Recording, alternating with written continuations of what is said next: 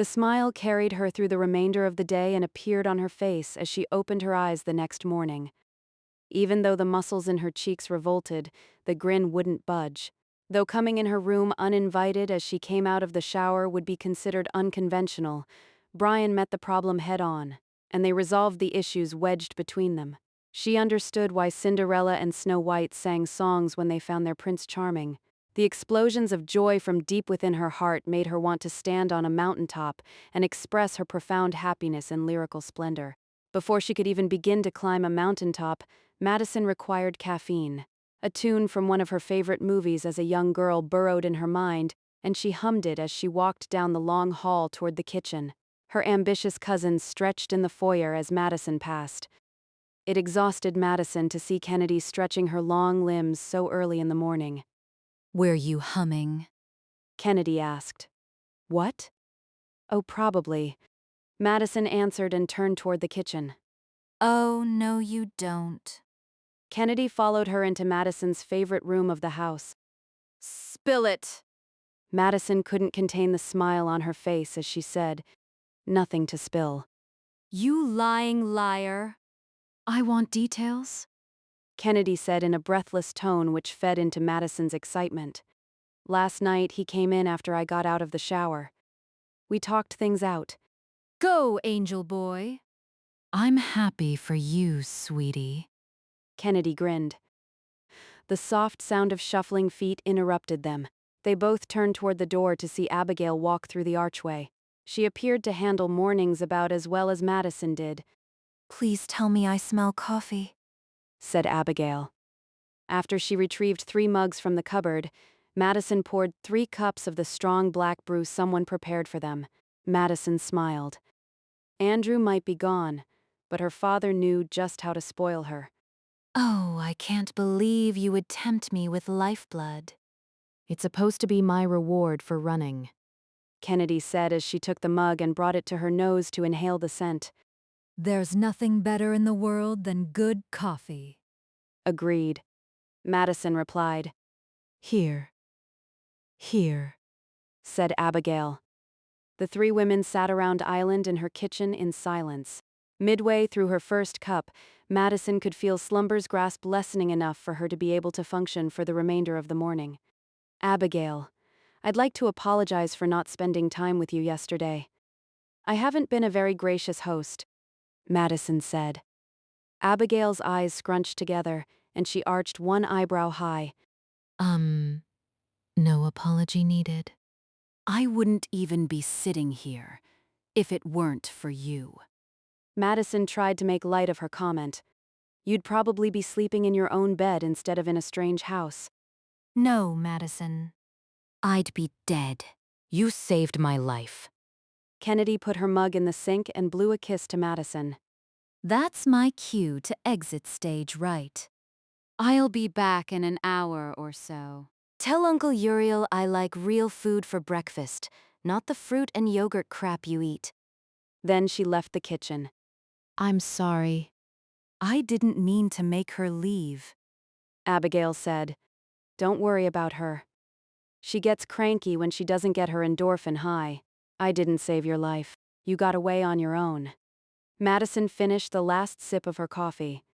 "I cowered from the moment he grabbed me. Too scared out of my mind to think of a coherent thought, let alone the ability to get out of his control. I never even heard of using keys as a weapon." Madison thought everyone knew basic self-defense training for those planning to walk to their cars unaccosted. "I'm glad you got away. If you want answers to how we connected, I don't have them. I dreamed your attack, experienced your injuries, and turned what I knew into the police." "You have no idea what you do for people, do you?" Abigail asked. "I don't do anything. The one time I had any control over someone else's ability to react, I launched her out of a vehicle, unconscious, at a red light, and prayed she didn't get hit by a car." Abigail smiled as she replied, "Your will to live is so strong. It gave me strength when mine froze." "You opened your mind and gave me wisdom that I didn't have so I could escape. You bore the injuries, so I didn't have to feel them.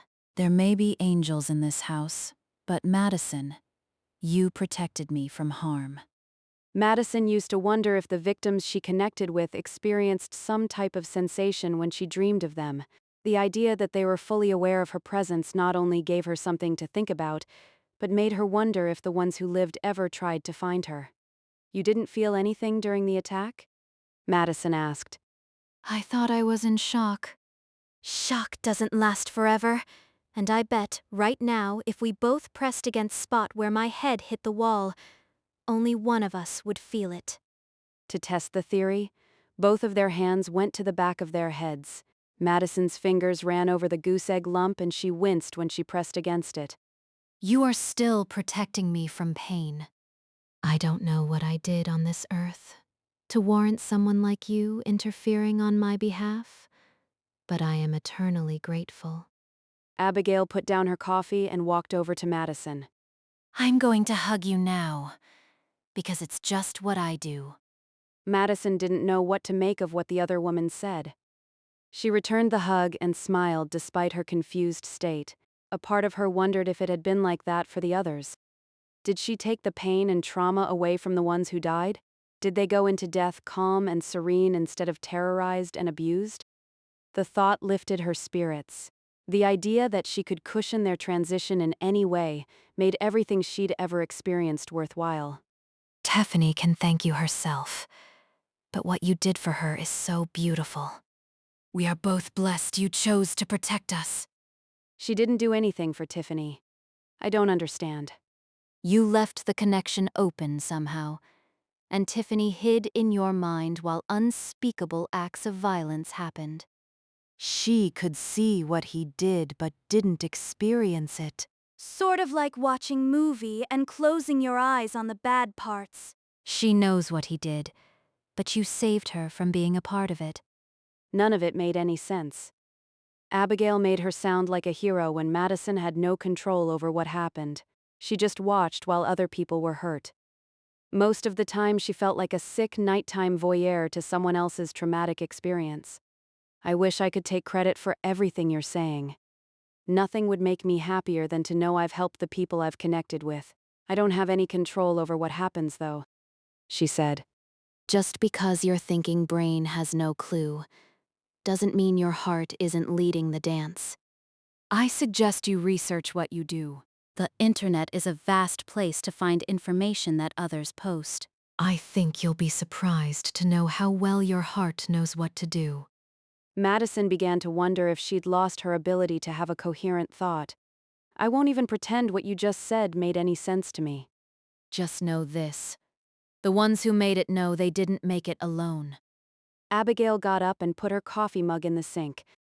Then she turned back and said, I'm going to spend the rest of my life finding ways to help you. Every great superhero needs an assistant. I think you are seeing more to this than there is. I'm grateful you got away, but believe me when I say the ones that got away are few and far between. She didn't want to talk about it anymore. Abigail had some fantasy idea in her head, but the reality would prove to be quite a disillusion. I think I can help you. Let's just take one step at a time. We still must get to Mastema and end his destruction. We'll go from there, okay? Madison asked. Oh, we'll get that bastard. We have an angel army. I think I'm going to go see what our angel army has planned today. Though the only angel she planned on seeking out happened to be the same man she woke up thinking of. Tell Brian good morning for me too.